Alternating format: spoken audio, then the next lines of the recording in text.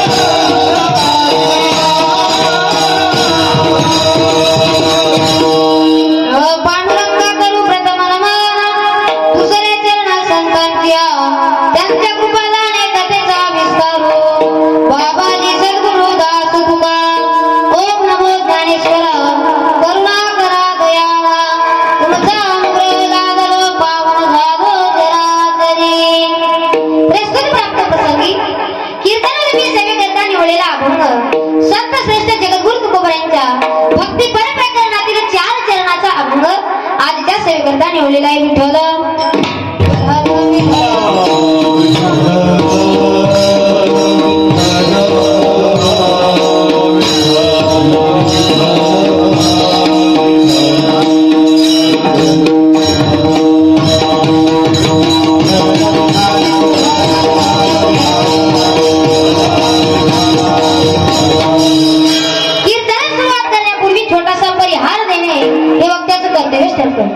ज्या ज्ञानोबांच्या तुकोबांच्या स्पर्शाने पावन झालेली ही महाराष्ट्र भूमी आणि या महाराष्ट्र भूमीमध्ये असणारं छोटंसं मोठंसं गाव दबडेशिरू या ग्रामस्थांच्या वतीने चालणारा हा खंड हरिनाम सप्ताह व या सप्ताहाचे संपूर्ण कार्यकर्ते मंडळी व गावातील प्रतिष्ठित मंडळी सरपंच उपसरपंच आदी सरपंच माजी सरपंच पोलीस पाटील चेअरमन साहेब गावातील 10 मुख्य अध्यक्ष व बाहेरगावून आलेले पाहुणे मंडळी गायनाचार्य मृदंगाचार्य टाळकरी माळकरी व माझ्या आई बहिणी भालदार चोपदार गर्दी तुम्हा सर्वांच्या एकत्रित कारणाने या कार्यक्रमाला लाभलेले सौंदर्य विठ्ठल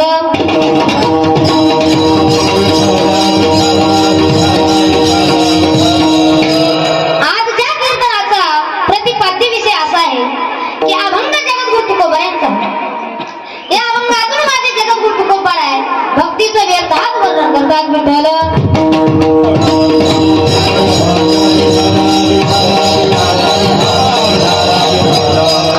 ज्या भगवान परमात्म्याने जे जगत्व निर्माण केलेलं आहे ना या जगत्वामध्ये प्रत्येक मनुष्याला मानव देह प्राप्त झालेला आहे. याच देहाने जन्म आणि मरण रूपी येणधार संपवण्याची क्षमता या भक्तीमध्ये आहे. तर हे मी सांगत नाहीये तर माझे भगवान श्री ज्ञानोबा ज्ञानेश्वरी मध्ये सांगतात तैसे येणे शरीरा येणे सरे किंबहुना येणधार चिरा पडे पुनरुपी जन्म पुनरुपी मरण म्हणजे पुन्हा जन्माला येणे आणि पुन्हा मरणे यात जन्म आणि मरण रूपी येणधार संपवण्याची क्षमता या भक्तीमध्ये आहे. म्हणून याची दैगडे देवाचे भजन आणि काय ज्ञान नाही कोठे याच देहाने त्या भगवान परमात्म्याची प्राप्ती करता येऊ शकते. म्हणून जन्मते वेळेसही दुःख आहे आणि मरते वेळेसही दुःख आहे. आता जन्मते वेळेस किती प्रकारचं दुःख आहे तर माझे भगवान श्री ज्ञानोबा ज्ञानेश्वरी मध्ये सांगतात मातीची उदळ कोहरी पंचवणी विद्येची दातरी उकडोनी न मासवरी जन्मोजन्मी मरती. जन्मते वेळेस जोगासारख्या दुःखाचा सामना करावा लागतो परंतु मरते वेळेस मात्र 4 प्रकारचे दुःख होत असतात. ते म्हणजे अंताप जन्मी दुःख मोह जन्मी दुःख विश्लेषण जन्मी दुःख आणि आगामी जन्मी दुःख असे 4 प्रकारचे दुःख हे मरते वेळेस होत असतात विठ्ठल.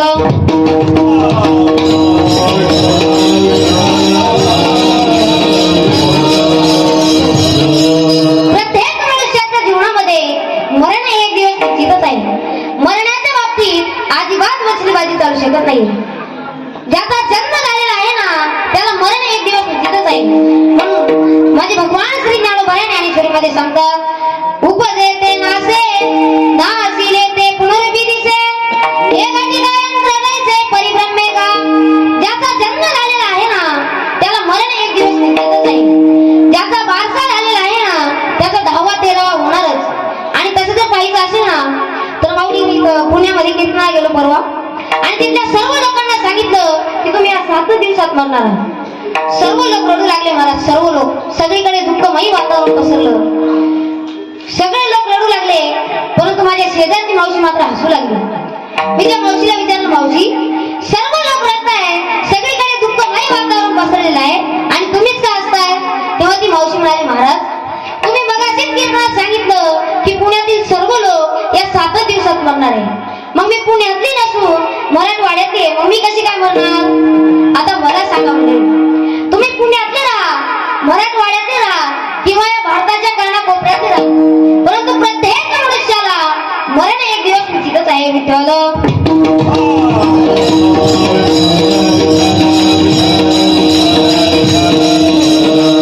आणि तसं जर पाहिजे असेल ना तर माणसाच्या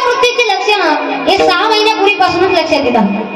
सकाळचे 7 वाजलेले आहे आणि आपला प्रवास पूर्वेकडून पश्चिमेकडे होत आहे आणि आपली सावली जर दक्षिणेकडे पडत असेल ना तर त्या दिवशी समजावं की आपला मृत्यू हा 6 महिन्यावरती आलेला आहे. हे झालं मृत्यूचं पहिलं लक्षण. आता मृत्यूचं दुसरं लक्षण असं आहे की आपला प्रवास नदीतून होत आहे. अख्खं प्रतिबिंब त्या पाण्यामध्ये दिसत आहे परंतु मुंडकच मात्र दिसत नाही ना, त्या दिवशी समजावं की आपला मृत्यू हा 3 दिवसावरती आले 3 महिन्यावरती आलेला आहे. हे झालं मृत्यूचं दुसरं लक्षण. आता मृत्यूचं तिसरं लक्षण असं आहे की आपण बाथरूम मध्ये स्नान करत आहोत.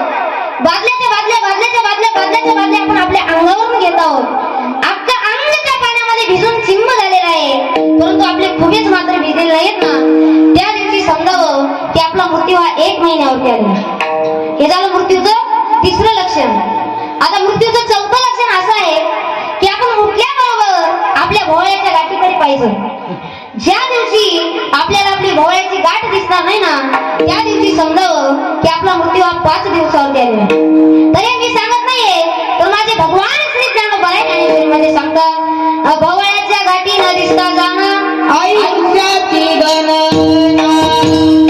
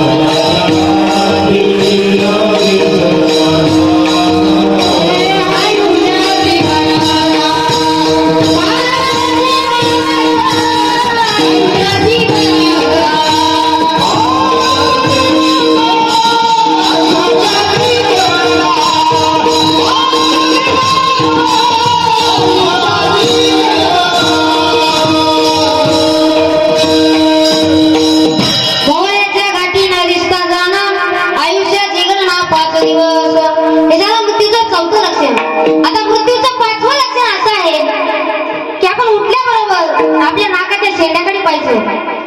ज्या दिवशी आपल्याला आपल्या नाकाचा शेंडा दिसणार नाही ना त्या दिवशी समजावं की आपण उद्याच्या नाश्त्याला सुद्धा राहणार नाही.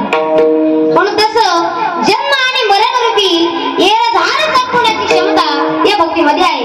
तर ही भक्ती कशी करायची तर तेव्हा माझे जगत तुकोबा आहे अभंग माझ्या प्रथम चरणात सांगतात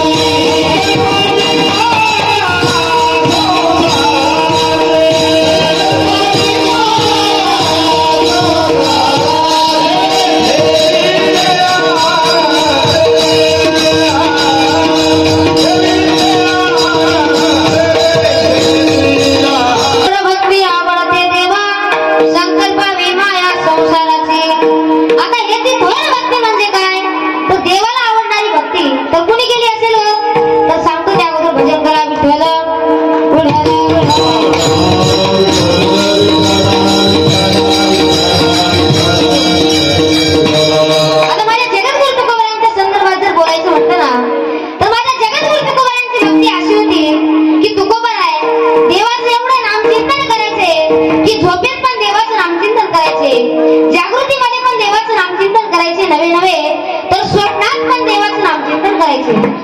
त्या नामचिंतनाने, त्या भजनाने गावातील लोक कंटाळले आणि तुकोबांना शिव्या देऊ लागले, बोलू लागले. आणि त्या गावच्या पाटलाने सांगितलं, महाराज तुम्हाला जर गावात राहायचं असेल ना तर तुम्हाला भजन बंद करावे लागेल.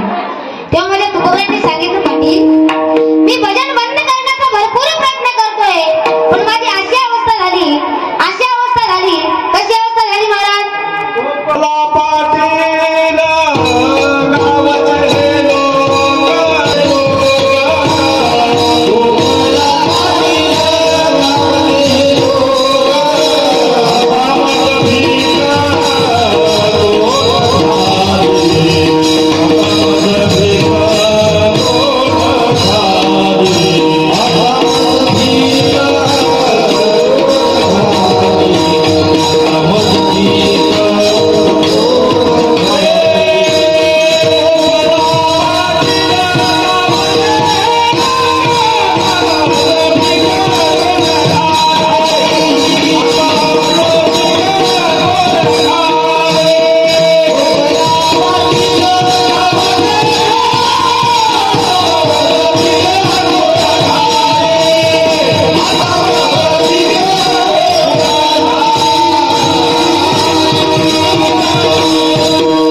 माझ्या तुकोबांना भगवान पण देवाचं नामचिंतन करायचे नवे नवे, तर स्वप्नात पण देवाचं नामचिंतन करायचे.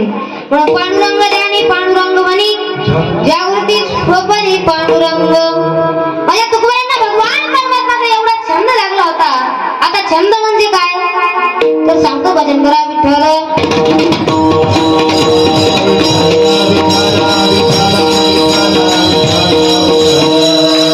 पूर्वीचा काळ महाराज, लग्न झाल्यानंतर पती पत्नी 10 वर्षे बोलत नाही म्हणे, बरोबर आहे का?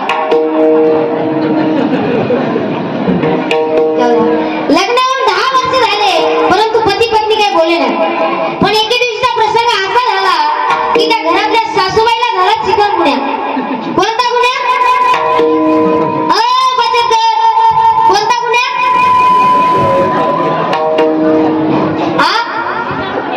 हा, त्या घरातल्या सासूबाईला चिकन गुन्हा झाले असल्या कारणाने त्या सासूबाईने सुनबाईला सांगितलं, सुनबाई आज माझी तब्येत बरोबर नाहीये, तुम्ही तुमच्या पतीची भाकर घेऊन शेताकडे जा. सासूबाईने सांगितल्याप्रमाणे सुनबाईने ऐकलं आणि भाकरीचे कटोरे घेऊन ती शेताकडे निघाली. तिचा पती शेतामध्ये आऊत आणत होता. तिच्या पतीला आनंद झाला की आज माझी पत्नी भाकर आणली. तिचा पती आनंदाने समोर सोडू लागला. परंतु त्या गावातल्या हनुमंत पाटलाचं घोडं त्या गव्हाच्या वावरात जाऊन गहू खाऊ लागलं. आता तिच्या पतीला प्रश्न पडला, आता आपण जर उठावं तर सोमवार सुटेल आणि आपण जर नाही उठावं तर तिकडे घोडं गहू खाऊन चाललंय. मग तो लगेच हाक मारला, अगं गंगे, अगं ते घोडं आण, घोडं. तेव्हा ती मागे वळून पाहिली, नेमका हा पिस्तुल्या म्हणतोय तरी कुणाला. मग तो पुन्हा हाक मारला, अगं गंगे, अगं तुलाच म्हणतोय, तुला ते घोडं आण, घोडं. तेव्हा तिला एवढा आनंद झाला महाराज, एवढा आनंद झाला की ती नाचू लागली. ती गाणं म्हणू लागली. कोणतं? सैराट झिंगाट नाही बरं का. मग कधी नाही बोलले घोडा म्हणले, कधी नाही बोलले घोडा म्हणले,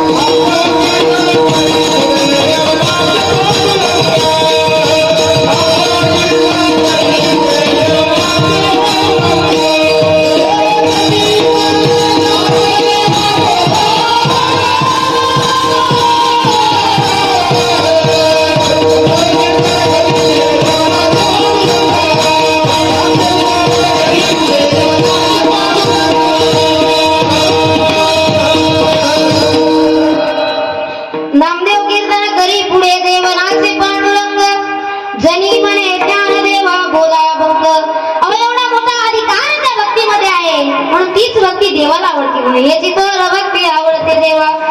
देवाला आवडणारी भक्ती ते संत करत असतात. आता तुमची आमची भक्ती कशी आहे तर सांगतो त्या अगोदर भजन करा विठ्ठल.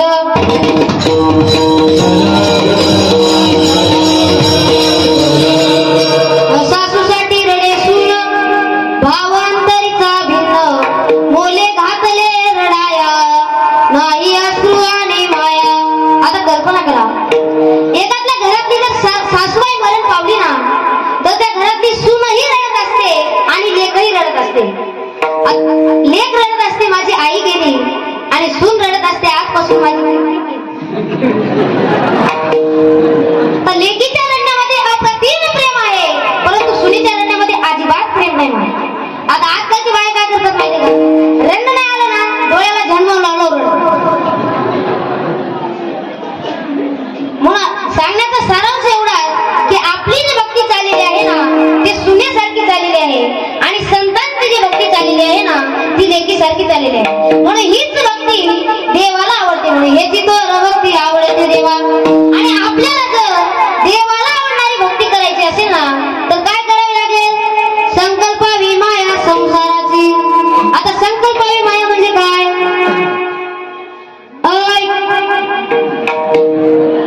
संकल्पावी माया म्हणजे काय मोबाईल खाली कर.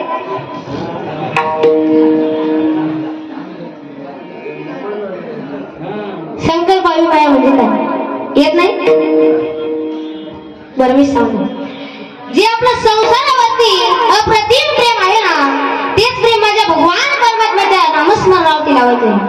जसं आई आपल्या बाळावरती कायिक प्रेम वाचिक प्रेम आणि मानसिक प्रेम करत असते ना या तीनही दृष्टी माझ्या भगवान परमात्म्याच्या नामस्मरणावरती लावायचे. आता तुम्ही मला महाराज आई आपल्या बाळावरती किती प्रकारचं प्रेम करते तर सांगतो त्यामध्ये भजन करा विठ्ठल.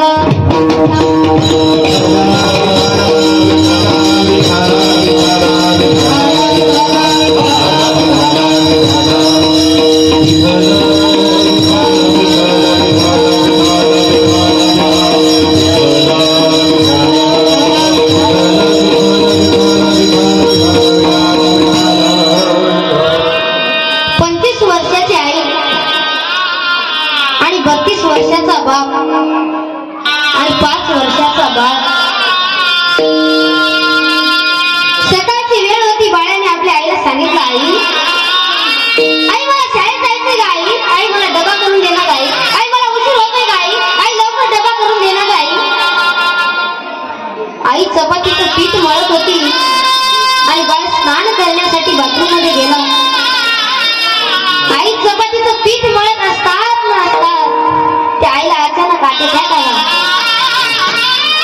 आई जाग्यावरती गत प्राण झाली. बाळ्या बाथरूम मधून स्नान करून आला आणि स्वयंपाक रूम मध्ये गेला आणि पाहतो तर काय आई जागेवरती पडलेली आहे. आई जवळ गेला आणि सांगितलं आई बेटा काय झोपले गाई. आई उठ ना गाई. आई काय झालं गाई. आई तुम्हाला बाळ्या म्हणून हात मार ना गाई. पण आई म्हणून किंकाळी मारली परंतु आई काय उठे ना. त्या किंकाळी मारण्याचा आवाज शेजारच्या मावशीकडे गेला. शेजारची मावशी धावत धावत आली आणि बाळ्याला कुशीत घेऊन सांगायला लागली बाळ्या आता आजपासून तुला तुझे आता कधीच बोलणार नाही रे बाळ्या. आजपासून आता तुलाही तुझी कधीच बोलणार नाही. बाळ्याने अग्निनाव दिला. अग्निनाव दिल्याच्या नंतर बाळ्या घरी आला.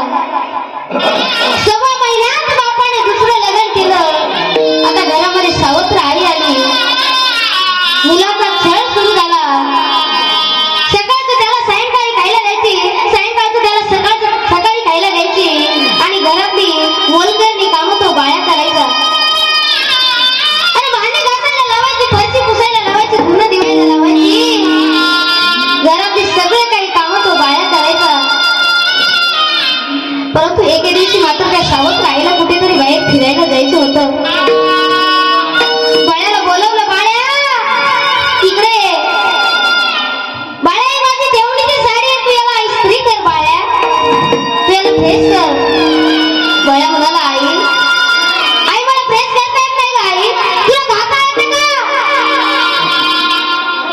प्रेस करायला लागला.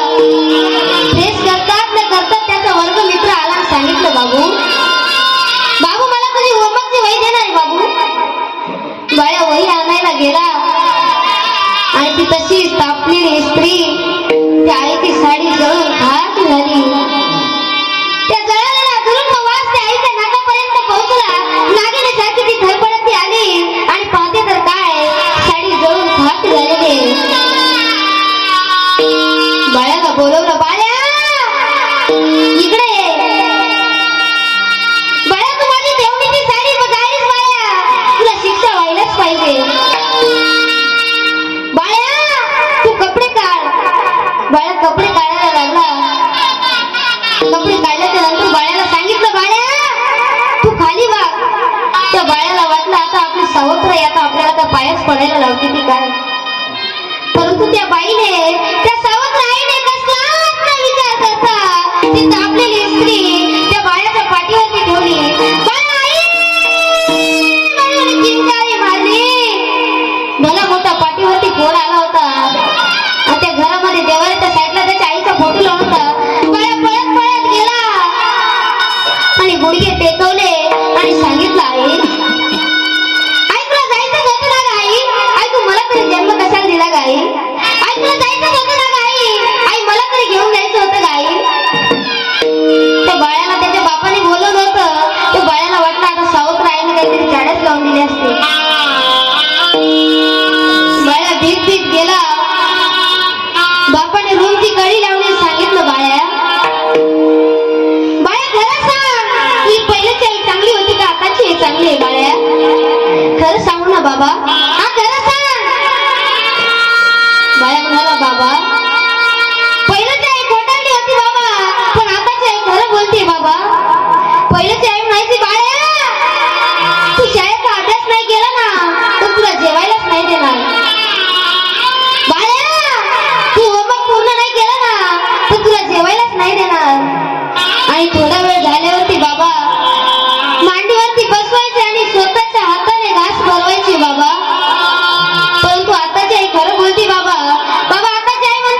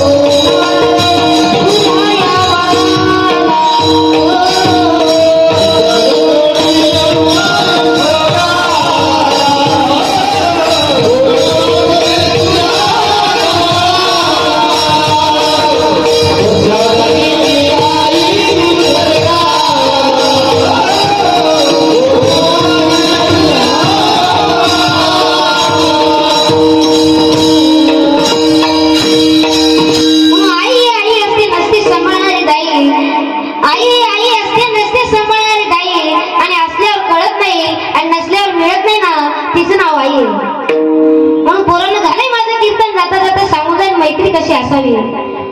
झालंय माझं कीर्तन, जाता जाता सांगून जाईल मैत्री कशी असावी. त्यावर सर्वांनी अशा हात वर घ्या, भजन करू. सर्वांनी हात वर, मागचे महिला मंडळ जे हात वर करणार नाही त्याला त्याच्या शेजारची शपथ. अशी एक टाळी वाजली पाहिजे. एक एक एक एक एक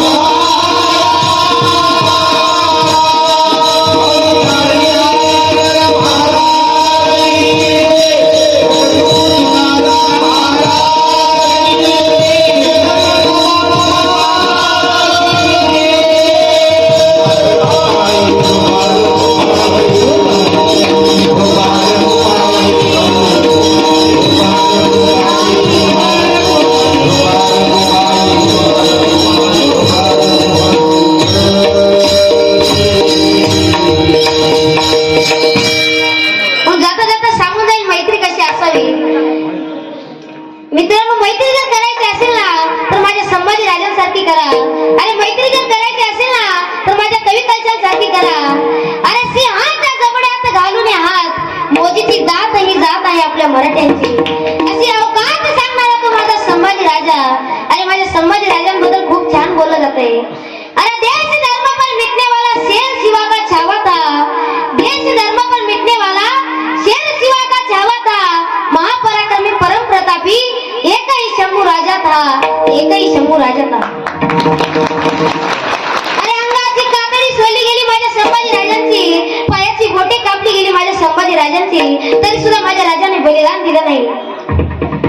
अरे माझ्या संभाजी राजांना संगमेश्वर गडावरती पकडण्यात आलं आणि माझ्या संभाजी राजांना संगमेश्वर गडावरती पकडल्याच्या नंतर त्या बहादूर खानाच्या बहादूर गडाकडे न्यायला चालू केलं आणि माझ्या संभाजी राजांना पकडल्यावरती उंटाला उंट बांधण्यात आले आणि माझ्या संभाजी राजांच्या अंगामध्ये साखर दंड टाकण्यात आलं आणि माझ्या संभाजी राजांना उंटाला बांधण्यात आलं. ते उंट यायचा, जवळ यायचा, जवळ यायचा आणि कोणीतरी यायचं, त्या उंटाची शेपटी पिरगळायचं.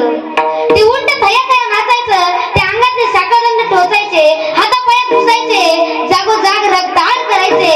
अरे रक्तानं माखलेला हा देह, हा शरीर खूप वेदना व्हायचा रे माझ्या संभाजी राजांना. तेव्हा त्या औरंगजेबानं दुसरं फरमान टाकलं. अरे आतापर्यंत अंगामध्ये राज्यशास्त्र घालून फिरला असेल, परंतु त्याला विदूषकी कपडे घाला. अरे ज्या राजानं आयुष्यभर सह्याद्रीचं सौंदर्य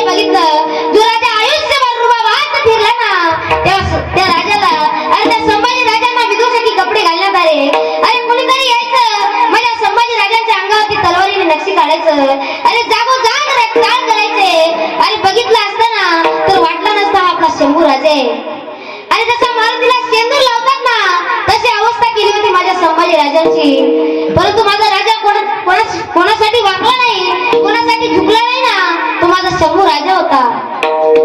आणि ही माझी तरुण पिढी स्वाभिमानाने अभिमानाने उभी राहावी यासाठी तो राजा कुणाच्या बापासमोर वाकला नाही, झुकला नाही. तो माझा संभाजी राजा होता.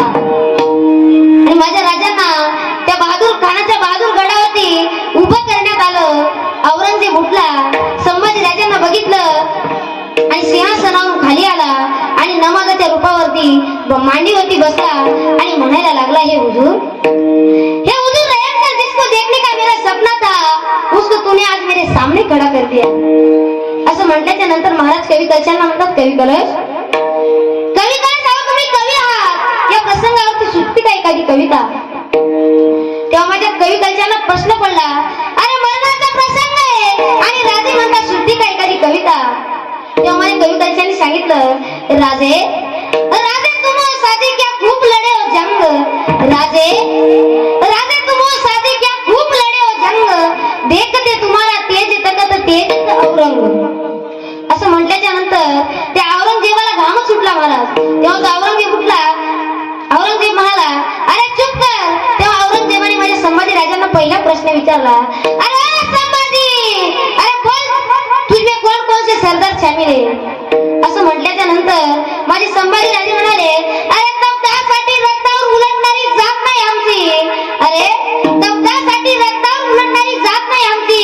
सख्या बापाला मारणारा तू औरंग्या, आम्ही घेत नाही असं कुणाचं. आमच्या मनगटाच्या जोरावरती आणि तलवारीच्या धारेवरती कमवतो आम्ही घेत नाही असं कुणाचं. तेव्हा त्या औरंग्याला आता सुटायचं बंद झालं होतं. तेव्हा तो औरंगजेब लगेच दुसरा प्रश्न विचारला, अरे संभा बोल इस स्वराज्य का खजिना कहाँ छुपा हुआ है? असं म्हटल्याच्या नंतर माझे संभाजी राजे त्या औरंगजेबाला म्हणतात, अरे औरंगजेब, हे सह्याद्रीत आमचा खजिना आहे आणि तू ते घेतलंस, आम्ही घेत नाही असं कुणाचं. अरे टाक मारून पाणी काढतो हा मराठा, तर कुणाचं लुबाडत नाही, तर स्वतःच्या कष्टावरती आणि स्वतःच्या जीवावरती कमवतो हा मराठा. असं म्हटल्याच्या नंतर औरंगजेब म्हणाला, अब मैं कुछ सुनने की मूड में नहीं हूं, ले जा इसे. असं म्हटल्याच्या नंतर माझ्या संभाजी राजांना त्या बहादूर खानाच्या बहादूर गडावरती खांबाला बांधण्यात आलं आणि शिक्षा सुनावणी गेली. ते म्हणजे माझ्या संभाजी राजांचे डोळे काढायचे. हापसी आले, ते एकदम गरम गरम सळ्या घेऊन आले, माझ्या राजांजवळ आले, एकदम जवळ आले आणि त्या हातातल्या सळ्या माझ्या संभाजी राजांच्या डोळ्यात घुसल्या, आत आत आत गेल्या आणि गुबळच बाहेर घेऊन आल्या. माझ्या संभाजी राजांना आता काहीच उरलं नव्हतं, फक्त पापण्या राहिल्या होत्या, रक्ताचा स्ताव वाहत होता, तरी सुद्धा माझा राजा गप्प होता. तेव्हा ते आपसी बाहेर आल्याच्या नंतर औरंगजेबाने विचारलं, कुछ बताया क्या उसने, कुछ गिरगिराया क्या उसने? असं म्हटल्याच्या नंतर ते आपसी म्हणाले, वो ना कुछ बोलता है ना कुछ बताता है, वो सिर्फ गालियां दे रहा है. राजे पाहुणे तुमचे शिवर्य मृत्यूही नतमस्तक झाला. राजे पाहुणे तुमचे शिवर्य मृत्यूही नतमस्तक झाला आणि या स्वराज्याच्या मातीसाठी माझा संभाजी राजा अमर झाला रे पोरांनो, माझा संभाजी राजा अमर झाला. झालंय माझं कीर्तन, आता मी जाणार आहे. आता कीर्तनात इथं सुना आलेत तर सुना. अरे सासाला आई म्हणा आणि सासूबाई तुम्ही सुनबाईच्या नावानं खरं फोडायचं बंद करा, नाही तर तुम्हाला नाही आवडत. हिची आई अशी, हिचा बाप तसा, साडीच दिली फीसच राहिली, इतकी भिकारी का आपण? सासा आपण उलट फिरायचं, तुम्ही म्हणायचं माझी सून लक्ष्मी. माझ्या सुनला तोंडच नाही, सुनबाईच्या हाती नाही ना, त्या बाईच्या हा जगला येत फक्त गोड गोळा. आणि सुनबाईंना सांगतो आजपासून सासूबाईला आई म्हणायचं, आजपासून. आता घरी गेले आई आई, तुम्ही माझ्या आत्या बाई नाही, धरू का तुमचं पायी. तुम्ही म्हणायचं आई तुम्ही माझ्या आत्याबाई नाही, मला जन्म दिलेली आई फक्त 18 वर्षापर्यंत आणि तुम्ही माझी आई तुम्हाला कावळा शिवेपर्यंत. म्हातारी म्हणती बाया दुसऱ्याचं लेकरू आलंय, सासऱ्याला एवढं जीव लावतंय, मला पण आई म्हणतंय, सुंदर संसार करतंय आणि तूच कशाला चपाती करते? हो की बाजूला मी आहे ना. ओके. सुनबाई टीव्ही पुढं आणि म्हातारी चुरी पुढं.